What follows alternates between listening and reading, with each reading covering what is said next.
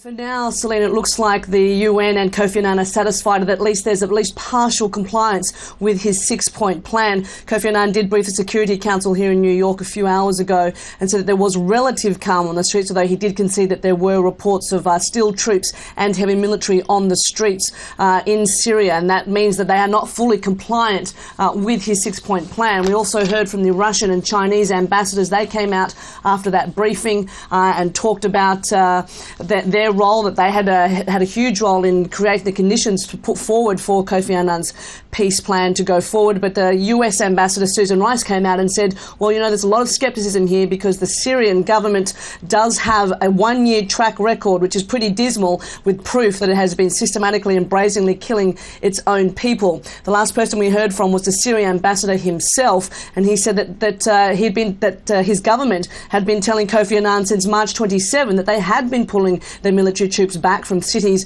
and towns, that they were in full compliance. Here's what he had to say to the media a few hours ago. I would like to reiterate again and again and again my government's commitment towards making the mission of Mr. Annan a successful one. We are committed to cooperating with him, and we are expecting the other parties, in full accordance with the provisions of Mr. Annan's plan, to make the same kind of commitments. Cath, the Syrian ambassador, they're saying they're committed to the plan. How likely is it then, or how long before the monitors are actually deployed on the ground? And of course, I guess the fear is what happens between now and then if both sides hold to the agreement.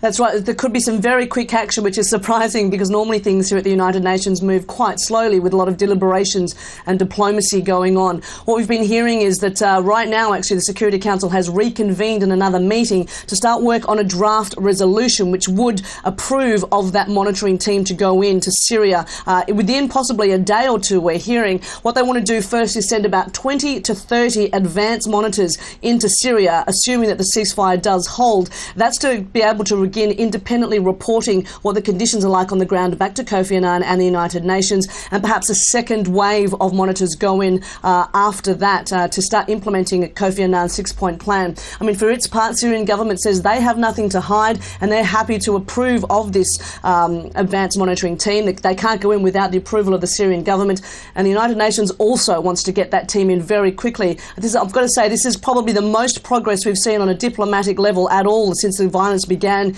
in Syria. So there is definitely a reason for cautious optimism. But again, it does depend on that ceasefire. The UN Secretary General himself said one single gunshot could fall up and the whole peace process and the ceasefire could fall apart. So it really does depend on the situation on the ground holding for now, and for the UN and Syria to consider it safe to send in those monitors. And again, right now they're talking now about the wording and the text of that draft resolution. There are some technicalities that have to be debated, and the conditions under which they go. Those monitors won't be armed, there won't be any rules of engagement, so it's really a case of how will they be protected and under whose control, and those are the kind of things that they're nutting out right now. But again, it must be dependent on both sides agreeing that it is safe for them to go in and for that ceasefire to hold, as shaky as it may seem at the moment.